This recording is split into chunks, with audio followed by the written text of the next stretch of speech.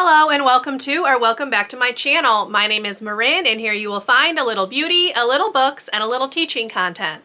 So if that sounds like something you might enjoy, I would love for you to subscribe and stick around and join me in my little corner of YouTube.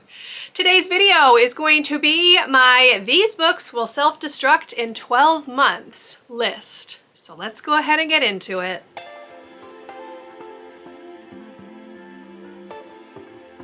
Now, obviously, this is not a new concept. Many people on Booktube do a video of this nature. I have never done one before, but as I was looking at my physical TBR shelves, I realized there were some books that had been hanging around on my shelves for a ridiculously long amount of time. So I decided to take 12 of those books and put them onto this list, and they will be unhauled by the end of the year if they do not get read, because I have had many of them for like over 10 years and it is definitely time to attempt to read them and move them out of my collection if I don't like them, or because it has been so long and I haven't even looked at them, it's probably just time for them to go in general. So I'm going to take you through the 12 books on this list, and then I will do a follow-up at the end of 2024 letting you know how things went, and perhaps I will do another installment of this next year. We will just have to see how things go.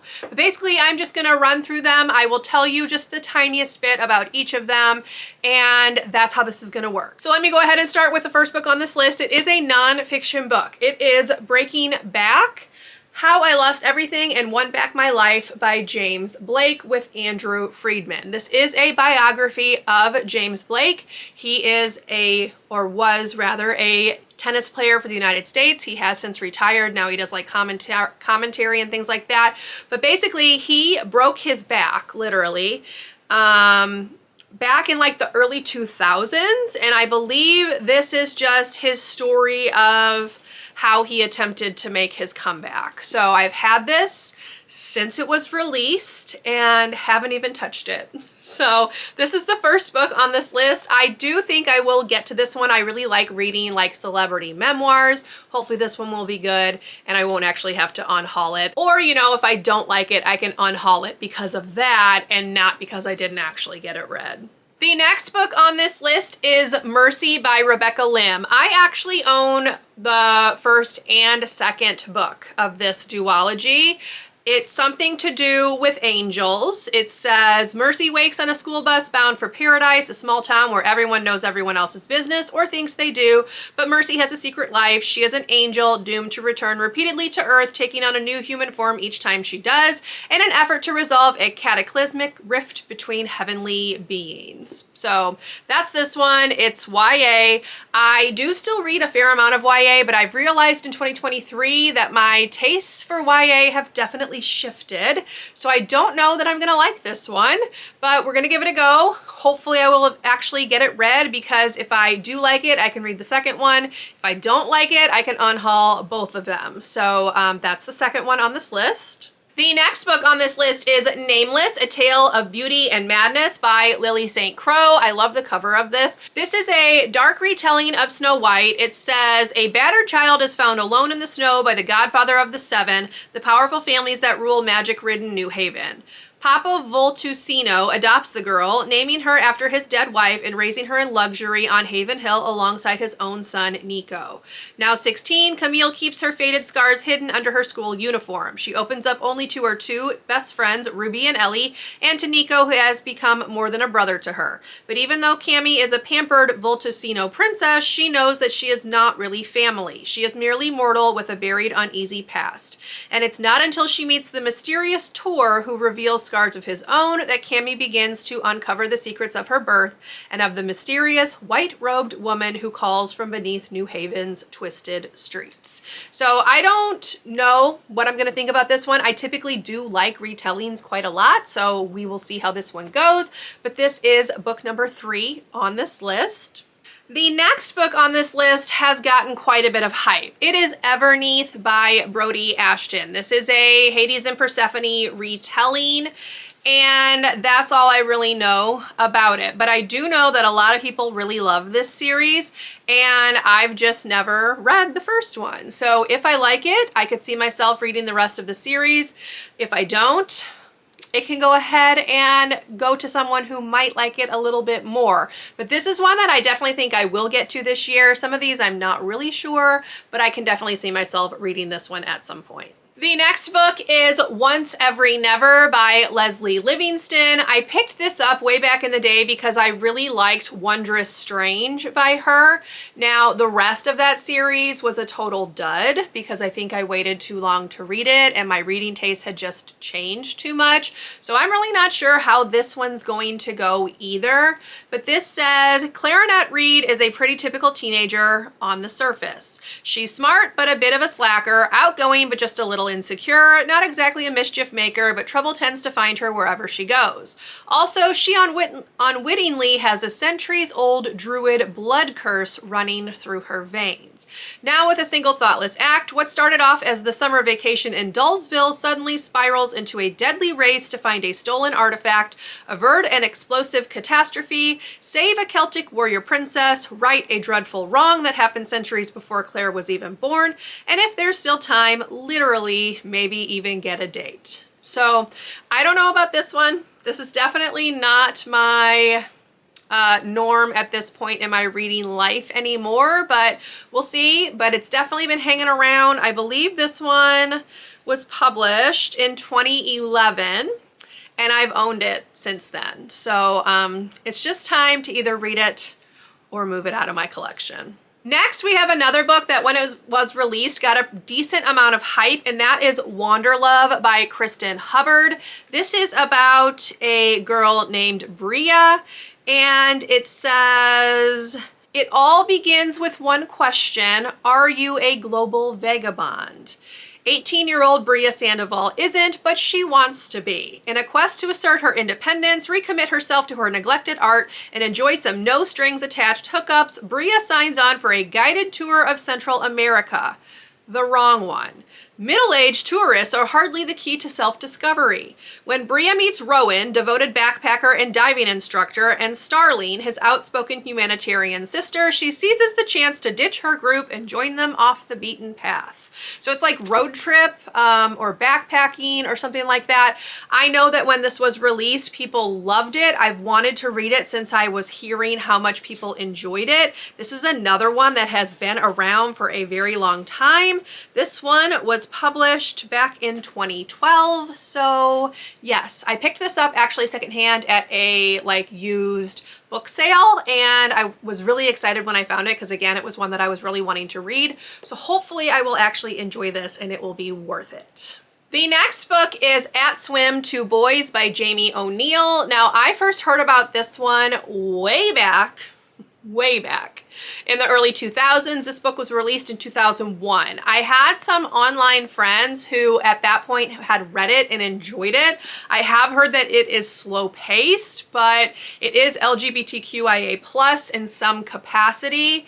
And it says, set during the year preceding the Easter Uprising of 1916, Ireland's brave but fractured revolt against British rule, At Swim, Two Boys is a tender, tragic love story and a brilliant depiction of people caught in the tide of history.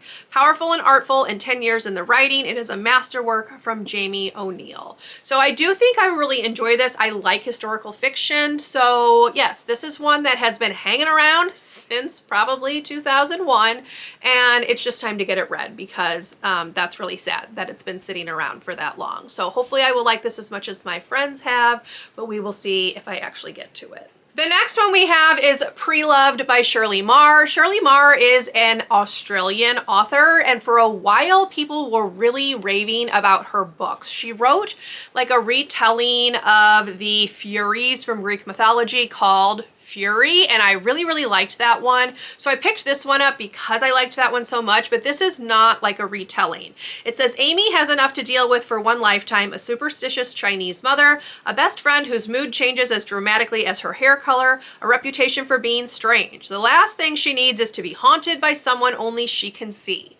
Logan is a ghost from the 80s. He could be dangerous. He's certainly annoying. He might also be Amy's dream boy. So very YA, but again, I really liked Fury, so I'm looking forward to reading this one. This is one that I could also definitely see myself reading at some point during 2024, and hopefully I will enjoy it if and when that happens.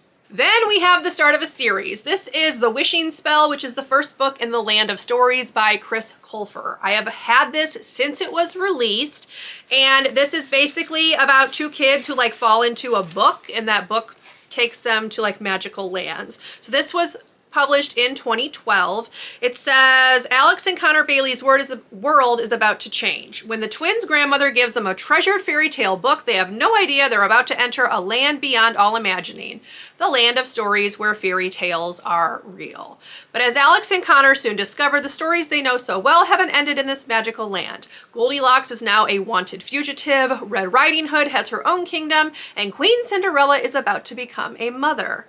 The twins know they must get back home somehow, but with the legendary evil queen hot on their trail, will they ever find the way? I have heard very good things about this series, but this is another one that's just been hanging around that I haven't really been drawn to reading. So we will see if I get to it. It is middle grade, which means it's probably like a pretty quick read. So I don't know, we'll see.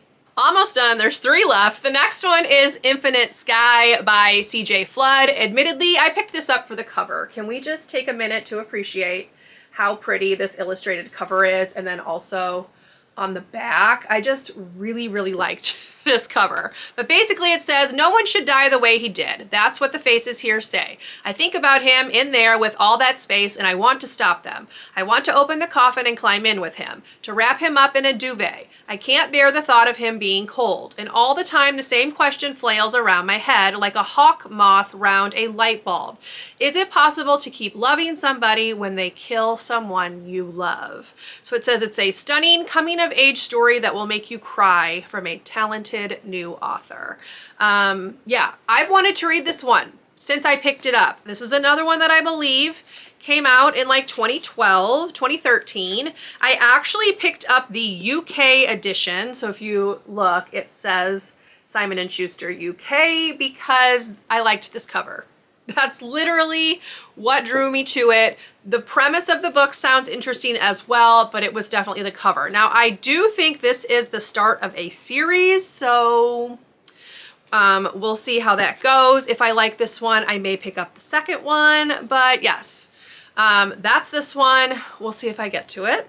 Next up, I have the start of another series. This is a duology. This is Bloodbound by Rachel Vincent. And this one is about, well, first of all, it's paranormal. Again, this was like my thing way back in the day. I really, really liked paranormal romance, paranormal books. And this one was published back in 2011. It is a mass market paperback, which is not my favorite format to read in anymore, although that's what I used to like predominantly read. But this says, most can't touch the power, but Liv Warren is special, a paranormal tracker who follows the scent of blood. Liv makes her own rules, and the most important one is trust no one. But when her friend's daughter goes missing, Liv has no choice but to find the girl. Thanks to a childhood oath, Liv can't rest until the child is home safe. But that means trusting Cam Caballero, the former lover, forbidden to her. Bound by oath and lost in desire for a man she cannot have, Liv is racing to save the child from a dark criminal underworld where secrets, lies, trauma, and danger lurk around every corner, every touch, every kiss. And more blood will be spilled before it's over. So this is one that I think still sounds interesting. This is adult paranormal, so I think I will have better luck with it than I would with like a YA book, but we'll just see. Again, I have the sequel as well.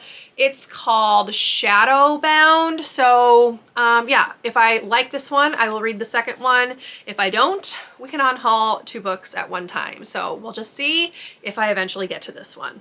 And the last one I think might also be the start of a series. I honestly, yeah, it is. I can tell already from the cover. This one is called Bronze Gods. This is by A.A. Aguirre, and it says it's the first in a new series.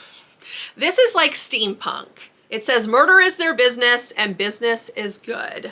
It's about Janice and Celeste, and they work for the Criminal Investigation Division.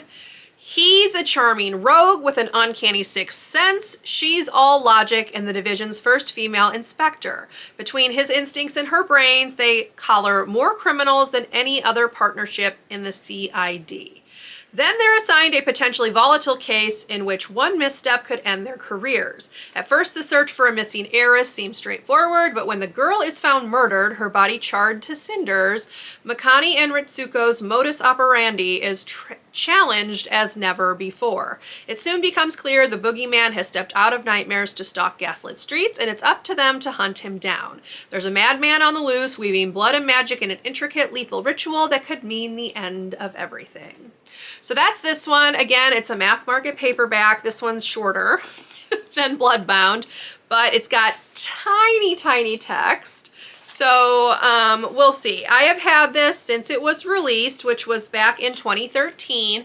I remember it got quite a bit of hype when it was first released. So I don't know. I'll see if I get to it, if I enjoy it. If I do, maybe I'll check out the rest in the series. I don't even know how many books there are in the series, but this one has been hanging around for a long time, so I decided to put it on this list to hopefully get it crossed off in 2024. All right, y'all.